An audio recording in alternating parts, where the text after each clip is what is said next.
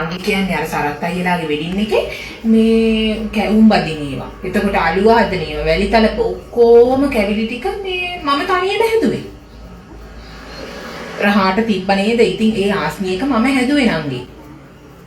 ඉතින් නංගි කියන්නේ උදව් කරන්න කෙනෙක් හිටියේ නැද්ද අහන්නේ නංගි? සමන්ති හිටියා. හොඳද? එතකොට මේ කවුද? ඉන්ද්‍රා හිටියා. ඔව්.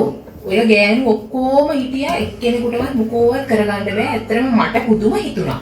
ඕ තව පොඩි මං ආවේ නැත්තම් අර සමන්ති මේ තෙල් එක හරවන්න නැහැ ඒකම බදින්න ගිහිල්ලා.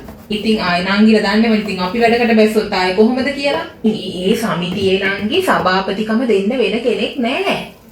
ඕ දැන් ඊළඟ පාර මාවපත් කරන්න ඉන්නේ. මට වගේ එහෙම කාටවත් එහෙම අර දුවලා කරලා වැඩක් කරගන්න බෑ නංගි. මට නංගි අර ඒ කියන්නේ ඕනේ දෙයක් කළමනාකරණය කරගන්න පුළුවන් නේ. කළමනාකරණය කරගෙන මිනිස්සු මෙහෙවගෙන මට ඕනේ දෙයක් කරගන්න පුළුවන්. කවුද? සෝමද? අයියෝ ඉතින් සෝමට කිසි දෙයක් උයාගන්න බෑ. කවුද බාර දුන්නේ මොක? යෝ ඉතින් ඔයා මට බාර දෙන්න තිබ්බනේ නංගි. ආයේ මට වගේ මාළු යන්න බෑ ඔය කාටවත් නංගි. ආයේ මට දුන්නා නම් මම කිසිම මේ අඩුවක් පාඩුවක් වෙන්න උයලා දෙනවා.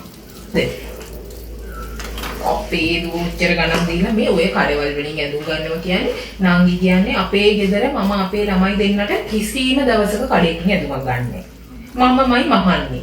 ඕ මම මහ ගන්නවා.